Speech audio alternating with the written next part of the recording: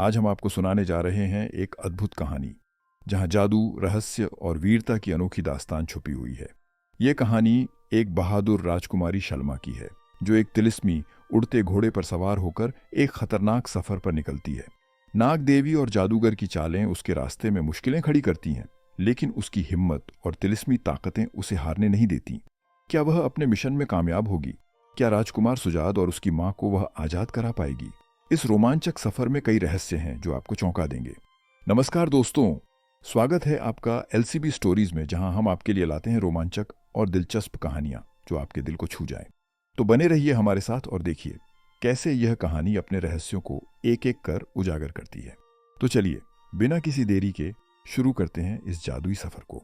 हजारों वर्ष पहले की बात है। एक रहस्यमय और खतरनाक देश फरिश्तान पर बादशाह फिरोज शाह राज करता था। उसकी एक बहादुर बेटी थी जिसका नाम राजकुमारी शल्मा था।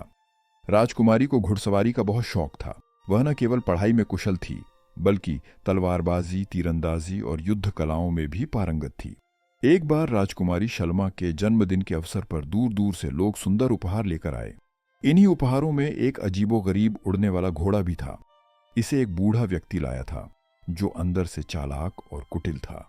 उस उड़ने वाले घोड़े की विशेषता यह थी कि वह उस व्यक्ति की मन की इच्छा पहचान लेता था जो उस पर सवार होता। सभी उपहारों में से राजकुमारी को वही उड़ने वाला घोड़ा सबसे अधिक पसंद आया, क्योंकि वह सुंदर, आकर्षक और शुद्ध सफेद रंग का था। बूढ़ा व्यक्ति जानता था कि राजकुमारी शल्मा को वह घोड़ा बेहद पसंद आया है और वह उस पर सवारी करने के लिए उत्सुक है। बूढ़े व्यक्ति ने बड़े अदब से कहा, राजकुमारी जी, यह उड़ने वाला घोड़ा अद्भुत है, जो आपके मन की इच्छा पहचान लेता है। कृपया इस पर सवारी अवश्य करें। अभी बादशाह फिरोज शाह और मलिका आलिया शल्मा को मना करने ही वाले थे कि वह तुरंत उड़ने वाले घोड़े पर सवार हो गई और मन में आसमान की सैर करने की इच्छा जताई। अगले ही पल वह हैरान रह गई, क्योंकि वह अनोखा घोड़ा अचानक जमीन से उठकर आसमान की ओर उड़ने लगा। इस दृश्य को देखकर बादशाह और मल्लिका घबरा गए और तुरंत उस बूढ़े व्यक्ति को गिरफ्तार करने का आदेश दिया। लेकिन इससे पहले कि सिपाही तलवारें लेकर उसे चारों तरफ से घेर पाते, वह बूढ़ा व्यक्ति अचानक धुएं में बदलकर हवा में विलीन हो गया। सभी लोग यह देखकर हैरान रह गए। बादशाह, फिरोज शाह और मलिका आलिया के होश उड़ गए और उन्होंने तुरंत सिपाहियों को आदेश दिया कि उस बूढ़े व्यक्ति को हर हाल में खोजा जाए। सिपाही चारों दिशाओं में फैल गए, लेकिन उन्हें बूढ़ा व्यक्ति कहीं नहीं मिला। इस बीच राजकुमारी शल्मा का उड़ने वाला घोड़ा लगातार ऊपर की ओर बढ़ रहा था। यह देखकर वह घबरा गई और उसने तुरंत मन ही मन नीचे उतरने की इच्छा की। उसकी यह इच्छा महसूस करते ही घोड़े की गति धीमी हो गई और वह धीरे धीरे नीचे उतरने लगा। शाम होने वाली थी जब घोड़ा जमीन पर आ पहुंचा। राजकुमारी शल्मा नीचे उतरी और एक पेड़ के नीचे आराम करने लगी। वह इतनी थक चुकी थी कि गहरी नींद में सो गई। रात बीत गई और सुबह हो गई, लेकिन राजकुमारी शल्मा तब भी गहरी नींद में सोती रही। वहीं पास ही बोनपुर नाम की एक अनोखी बस्ती थी, जहां बौने रहते थे। उसी जंगल में एक लाल टोपी पहने हुए, रंग बिरंगे कपड़ों वाला एक बौना लकड़ियां इकट्ठा कर रहा था कि अचानक उसकी नजर उस उड़ने वाले घोड़े और पेड़ के नीचे सोई हुई राजकुमारी शल्मा पर पड़ी। वह तुरंत सारी लकड़ियां छोड़कर वहां से भागा और जाकर उसने अपने साथी बौनों को सारी बात बताई। सभी बौने मिलकर तुरंत अपने राजा के पास पहुंचे और उन्हें पूरी घटना सुनाई। बौनों के राजा ने जब यह सुना तो वे स्वयं उस स्थान पर आए जहां शल्मा सो रही थी। राजा के इशारे पर सभी बौने राजकुमारी के चारों तरफ इकट्ठे होकर बैठ गए। जब शल्मा की आंख खुली तो उसने देखा कि बहुत सारे बौने उसके आसपास बैठे हुए हैं। वह आश्चर्य से अपनी आंखें मलने लगी। तभी बौनों का राजा उठकर उसके पास आया और बड़े सम्मान से बोला, राजकुमारी शल्मा, हम आपका अपने क्षेत्र में स्वागत करते हैं। शल्मा ने मुस्कुराते हुए कहा, शुक्रिया, असल में मैं बहुत थकी हुई थी, इसलिए इतनी गहरी नींद आ गई। मगर जब बौनों के राजा ने बताया कि वह एक दिन और एक रात से लगातार सो रही है, तो शल्मा चिंतित होकर बोली, मेरे पिता और माता बहुत परेशान होंगे, मुझे तुरंत वापस जाना चाहिए। मेरा उड़ने वाला घोड़ा कहाँ है? बौनों के राजा ने जवाब दिया, आपका उड़ने वाला घोड़ा पास ही सुरक्षित है। मगर राजकुमारी, आप यहां तक कैसे पहुंची? तब शल्मा ने पूरी घटना विस्तार से सुनाई। यह सुनकर राजा बोला, वह बूढ़ा व्यक्ति एक धूर्त जादूगर है, जो पहले भी कई राजकुमारियों को छल से कैद कर चुका है। वह शादी का प्रस्ताव देता है, जिसे कोई स्वीकार नहीं करता, क्योंकि उसकी शक्ल बेहद डरावनी है। वह रूप बदलने में माहिर है और राजकुमारियों को कैद करके उनकी जान ले लेता है। यह जादुई घोड़ा आपकी इच्छा तो पूरी करता है, पर बूढ़े जादूगर का प्रभाव भी इस पर है। बेहतर होगा कि आप इस पर दोबारा सवार ना हों। हम आपको सुरक्षित आपके राज्य पहुंचा देंगे। राजकुमारी शल्मा गुस्से में बोली। उस बूढ़े जादूगर की यह हिम्मत कि मुझसे शादी का सोचे। मैं बादशाह, फिरोज शाह और मलिका आलिया की इकलौती संतान हूं। मैं इसी घोड़े पर सवार होकर वापस जाऊंगी। इतना कहकर शल्मा दौड़कर घोड़े पर बैठ गई और मन में अपने महल लौटने की इच्छा जताई। देखते ही देखते घोड़ा तेजी से आसमान की ओर उड़ चला। उड़ते हुए घोड़े का रुख किस तरफ था, यह शल्मा को बिल्कुल मालूम नहीं था। काफी देर तक उड़ने के बाद उसे एहसास हो गया कि वह किसी दूसरी दिशा की ओर जा रहा है। अब उसे पछतावा होने लगा कि उसने बौनों के राजा की बात क्यों नहीं मानी। उसने नीचे की ओर देखा और छलांग लगाने का विचार किया, लेकिन घोड़ा आसमान में इतनी ऊंचाई पर था कि नीचे कूदने से वह बुरी तरह घायल हो सकती थी। आखिरकार थक हार कर शल्मा ने संघर्ष करना छोड़ दिया। कुछ देर बाद वह जादुई घोड़ा एक ऊंची पहाड़ी पर बने किले में जाकर उतरा, जिसकी चोटियां आसमान छू रही थीं। जैसे ही घोड़ा किले की जमीन पर उतरा, शल्मा ने देखा कि वही धूर्त बूढ़ा जादूगर सामने खड़ा मुस्कुरा रहा था। उसने काले रंग का कपड़ा पहन रखा था। जादूगर ने चालाकी से मुस्कुराते हुए कहा, जब मेरा जादुई घोड़ा तुम्हें आसमान की ओर ले जा रहा था तो तुम्हारी इच्छा के साथ मेरी इच्छा भी शामिल थी, इसलिए यह तुम्हें मेरे इस किले में ले आया है। तुम मुझे बहुत अच्छी लगती हो और मैं तुमसे शादी करूंगा। यह सुनकर शल्मा गुस्से से भड़क उठी और बोली, दुष्ट, तेरी इतनी हिम्मत!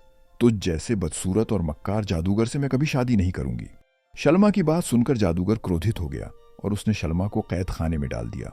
फिर वह जोर से हंसता हुआ वहां से चला गया और मन ही मन बोला, या तो मेरी इच्छा पूरी होगी या फिर तुम इसी कैद खाने में मर जाओगी।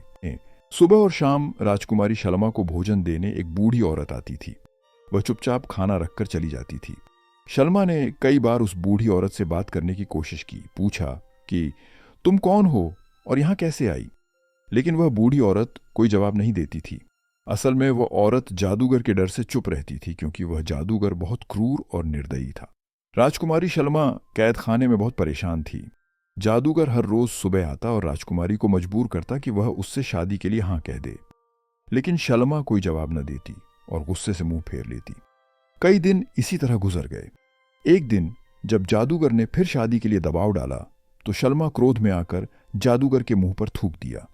जादूगर यह देखकर बेहद नाराज हुआ और क्रोध में बोला, घमंडी राजकुमारी, अब मैं तुम्हें ऐसी सजा दूंगा जिसे तुम जिंदगी भर याद रखोगी। यह कहकर उसने एक जादुई मंत्र पढ़ा और शल्मा को हिरनी में बदल दिया। फिर उसने कैद खाने का दरवाजा खोल दिया और हिरनी की कमर पर जोर से हाथ मारते हुए बोला, भाग यहां से। हिरनी शल्मा तेजी से भागती गई ताकि वह जादूगर की पहुंच से दूर निकल जाए। दौड़ते दौड़ते शाम हो गई। भूख और थकान से उसका हाल बेहाल था। आखिरकार वह एक बड़ी सी झील के किनारे रुकी और पानी पीने लगी। अभी उसकी प्यास बुझी भी नहीं थी कि अचानक झील से एक विशाल मगरमच्छ निकला और उसने हिरनी बनी शल्मा को पानी में खींच लिया और तेजी से झील की गहराइयों की ओर चल पड़ा। संयोग से उसी समय झील की महारानी अपनी मोतियों से बनी भव्य नाव पर सैर करती हुई वहां से गुजर रही थी। इस नाव के आगे अनेक मछलियां जोती गई थीं। महारानी की दृष्टि जैसे ही मगरमच्छ और हिरनी पर पड़ी, उसे तुरंत अपने ज्ञान से मालूम हो गया कि हिरनी बनी शल्मा वास्तव में एक राजकुमारी है। महारानी ने तुरंत अपनी वफादार मछलियों को आदेश दिया कि वे मगरमच्छ से हिरनी को छुड़ाएं। बस फिर क्या था, तेज दांतों वाली मछलियां बिजली की तेजी से मगरमच्छ की ओर बढ़ीं। मगरमच्छ घबराकर हिरनी को छोड़कर तुरंत भाग गया। पानी में डूबती हुई हिरनी शल्मा को देखकर महारानी ने अपनी जादुई छड़ी उठाई, जिसके सिरे पर एक सुनहरा हीरा चमक रहा था। उस हीरे से एक प्रकाश निकला जो शल्मा की ओर बढ़ा और पल भर में ही वह अपने वास्तविक रूप में वापस आ गई। लेकिन शल्मा का दम घुट रहा था और उसका पैर भी घायल था। महारानी की मछलियां उसे सावधानी से नाव तक लेकर आईं। महारानी ने शल्मा को नाव पर बिठाया और अपने भव्य महल ले आई। यह महल पानी से दूर एक अत्यंत सुंदर और आकर्षक स्थान पर स्थित था। इसकी दीवारें मोतियों से सजी थीं, दरवाजे सोने चांदी के बने हुए थे और छतों पर हीरे जगमगा रहे थे। शल्मा इतनी खूबसूरती देखकर आश्चर्यचकित थी और सोच रही थी कि ऐसा शानदार महल तो उसके पास भी नहीं है, मगर पैर में लगी चोट की वजह से वह दर्द से कराह रही थी। महारानी ने तुरंत एक जलपरी को झील की जादूगरनी के पास भेजा ताकि वह शल्मा के लिए ऐसी दवा ले आए जिससे उसे तुरंत राहत मिले। जलपरी जब जादूगरनी के पास पहुंची तो जादूगरनी ने कहा, अपनी महारानी से कहो कि वह राजकुमारी को मेरे पास भेज दें। मैं उसका लंबे समय से इंतजार कर रही हूं। जब वह यहां आएगी मैं उसका इलाज स्वयं करूंगी। महारानी ने जब यह संदेश सुना तो उन्होंने कहा, जरूर कोई महत्वपूर्ण बात है जो जादूगरनी ने तुम्हें बुलाया है। इस पर शलमा ने दर्द से कराहते हुए कहा, मेरे पैर में इतनी तकलीफ है कि मैं चल नहीं सकती। महारानी बोली, तुम इसकी चिंता मत करो, मेरी मछलियां तुम्हें आराम से जादूगरनी तक पहुंचा देंगी। जब शलमा जादूगरनी के पास पहुंची तो जादूगरनी ने बड़े प्यार से उसके माथे को चूमा और सिर पर हाथ फेरते हुए बोली, बेटी, मैं तो बहुत दिनों से तुम्हारा इंतजार कर रही थी। तुम्हें एक महत्वपूर्ण काम पूरा करना है। शहजादी शलमा बोली, मेरी टांग बुरी तरह घायल है और मुझे बहुत तकलीफें हो रही है। जादूगरनी ने तुरंत एक जादुई मरहम लगाया, जिससे शलमा का घाव पूरी तरह ठीक हो गया और उसका दर्द गायब हो गया।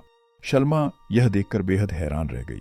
जादूगरनी ने उसे प्यार से समझाते हुए कहा, मुझे पता है कि अब तक तुम पर क्या क्या बीती है। तुम बहुत बहादुर और हिम्मत वाली हो। प्रकृति तुम्हारी परीक्षा ले रही है। अब तुम्हें नाग देवी के पास जाना होगा। शलमा ने आश्चर्य से पूछा, लेकिन क्यों? जादूगरनी ने जवाब दिया, जब तुम जादूगर के कैदखाने में थी तो वहां जो बूढ़ी औरत तुम्हें भोजन देने आती थी वह दरअसल किसी जादूगर की नौकरानी या गुलाम नहीं, बल्कि मुल्क चिलमान की महारानी है। उनका बेटा राजकुमार सुजाद नाग देवी के पास कैद है। नाग देवी उससे शादी करना चाहती है और वर्षों से उसे अपने पास रखकर उसकी देखभाल भी करती रही है। वह बेहद स्वार्थी, क्रूर और खतरनाक है और अपने मकसद के लिए किसी भी हद तक जा सकती है। एक रात नाग देवी घूमते घूमते मुल्क चिलमान के महल पहुंच गई और महारानी के महल में जाकर राजकुमार सुजाद को देखा, जो बहुत सुंदर और आकर्षक था, लेकिन उम्र में छोटा था। नाग देवी ने तुरंत फैसला कर लिया और महारानी को धमकी दी कि अगर उसने राजकुमार सुजाद से उसकी शादी न होने दी तो वह उसे खत्म कर देगी। महारानी डर गई और मजबूर होकर नाग देवी को राजकुमार सुजाद के साथ जाने दिया। महारानी अपने बेटे के दुख में पागलों की तरह जंगल में भटकती रही। नाग देवी ने महारानी को जादूगर की गुलामी में दे दिया। इस तरह महारानी मजबूर होकर जादूगर की सेवा करने लगी। जादूगरनी ने शलमा से कहा, बेटी, तुम्हें पता है कि महारानी अपने बेटे की तलाश में दीवानी होकर जंगल में भटक रही थी। नाग देवी ने उन्हें पकड़कर जादूगर का गुलाम बना दिया। अब अगर महारानी जादूगर की कैद में तुम्हें कुछ बताती या अपना दुख बयान करती तो नाग देवी उसके बेटे सुजाद को नुकसान पहुंचा देती। तुम्हें कुछ दिन झील की महारानी के पास रहना चाहिए और आराम करना चाहिए। फिर मैं तुम्हें कुछ ऐसी शक्तिशाली चीजें दूंगी जिनकी मदद से तुम महारानी और राजकुमार सुजाद को नाग देवी और जादूगर की कैद से आजाद करा पाओगी। तुम एक बहुत बहादुर और साहसी राजकुमारी हो। प्रकृति भी तुम्हारा साथ देगी। यह कहकर जादूगरनी ने राजकुमारी शलमा को झील की महारानी के पास वापस भेज दिया। झील की महारानी के पास एक जादुई आईना था जिसमें वह सब कुछ देख सकती थी। जब राजकुमारी शलमा ने जादूगरनी की सारी बातें महारानी को बताईं तो महारानी बोली, मैं सारी घटनाएं अपने जादुई आईने में देख चुकी हूं। महारानी ने राजकुमारी शलमा की बड़ी देखभाल की, उसे आराम से रखा, तरह तरह के स्वादिष्ट पकवान और अनोखे फल खिलाए और उसे ऐसे सुंदर वस्त्र पहनाए कि शलमा ने हैरानी से कहा, मैंने पहले कभी ऐसे स्वादिष्ट पकवान नहीं खाए और न ही ऐसे सुंदर कपड़े पहने, जबकि मैं एक राजकुमारी हूं और मुझे किसी चीज की कमी नहीं थी। कुछ दिनों बाद झील की जादूगरनी ने शलमा को अपने पास बुलाया और उसके गले में एक मोतियों का हार पहनाया। फिर उसे एक जादुई तलवार देते हुए कहा, इस हार के कारण कोई भी जादू तुम पर असर नहीं कर सकेगा और दुश्मन भी तुम्हें कोई नुकसान नहीं पहुंचा पाएगा। अगर वे हमला करें तो तुम इस तलवार से वार करना। इससे तुम्हारे दुश्मन तुरंत खत्म हो जाएंगे और तुम अपने मकसद में सफल होगी। इसके बाद जादूगरनी ने उसे एक बेहद खूबसूरत और जादुई घोड़ा दिया जिसके बाल सुनहरे और लंबे थे। साथ ही एक तिलिस्मी आईना भी दिया जो शलमा का मार्गदर्शन करेगा, नाग देवी का ठिकाना बताएगा और हर मुश्किल समय में उसकी मदद करेगा। शहजादी शलमा तिलिस्मी घोड़े पर सवार हुई और जादुई आईने की मदद से नाग देवी के ठिकाने की ओर चल पड़ी। रास्ते में घने जंगल, ऊंचे पहाड़ और नदियां आईं, लेकिन शलमा ने हिम्मत नहीं हारी और आगे बढ़ती रही। जब वह थक जाती तो थोड़ा आराम कर लेती और जंगल के फलों से अपनी भूख मिटा लेती। कई दिनों की यात्रा के बाद तिलिस्मी घोड़ा उसे नाग देवी के महल तक ले गया। महल पहुंचकर शलमा ने देखा कि वहां बहुत अजीब और डरावनी प्राणी थीं, जो आधी इंसान और आधी सांप के रूप में थीं। नाग देवी खुद भी ऊपर से एक स्त्री थी और नीचे से एक विशाल सांप। उस दिन नाग देवी ने अपने महल को खूब सजाया था और वहां तरह तरह के पकवानों की खुशबू फैल रही थी। वहीं पास में राजकुमार सुजाद बैठा हुआ था। नाग देवी किसी कार्य में व्यस्त थी और शलमा ने देखा कि राजकुमार के पास एक विशाल नाग बैठा है। शलमा ने तुरंत अपनी तिलिस्मी तलवार निकाली और उस विशाल नाग पर वार किया। जैसे ही तलवार नाग पर लगी वह जलकर राख हो गया और उसी समय नाग देवी भी जमीन पर गिर पड़ी। राजकुमार सुजाद यह देखकर हैरान रह गया। तब शलमा ने उसे बताया, सुजाद, ये खतरनाक नाग देवी तुम्हें बचपन में ही तुम्हारी मां से छीन कर यहां लाई थी। अब तुम जवान हो गए हो और यह तुमसे शादी करना चाहती थी, मगर मैंने तुम्हें आजाद करा लिया है। तुम्हारी माँ अभी भी एक जादूगर की कैद में है। हमें जल्दी चलना होगा और उन्हें भी मुक्त कराना होगा। अपनी माँ के जीवित होने की बात सुनकर राजकुमार सुजात की आंखों में आंसू आ गए। शहजादी शलमा ने राजकुमार सुजात को तिलिस्मी घोड़े पर अपने साथ बिठाया और दोनों मिलकर उस क्रूर जादूगर के ठिकाने की तरफ चल पड़े। जादुई आईने की मदद से उन्होंने जादूगर के ठिकाने का पता लगाया और कई दिनों की यात्रा के बाद वहां पहुंचे। रास्ता कठिन था, पर दोनों ने हिम्मत नहीं हारी। शहजादी शलमा ने तिलिस्मी तलवार राजकुमार सुजात को थमाई और कहा, तुम साहस से भरपूर वार करो। सुजात ने पूरी हिम्मत से तलवार से वार किया, जिससे वह दुष्ट जादूगर तुरंत खत्म हो गया। जादूगर के मरते ही उसकी गुलामी में बंधी हुई महारानी भी आजाद हो गई और वापस अपने असली खूबसूरत रूप में लौट आई। महारानी अपने बेटे सुजात को देखकर खुशी से फूली नहीं समाई और उसने राजकुमारी शलमा का दिल से शुक्रिया अदा किया।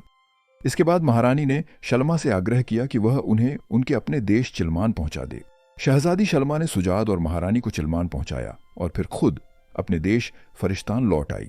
फरिश्तान में शलमा के सुरक्षित लौटने की खुशी में पूरे देश में भव्य जश्न मनाया गया। कुछ दिनों बाद महारानी ने अपने बेटे सुजात के विवाह का प्रस्ताव शहजादी शलमा के माता पिता के पास भेजा।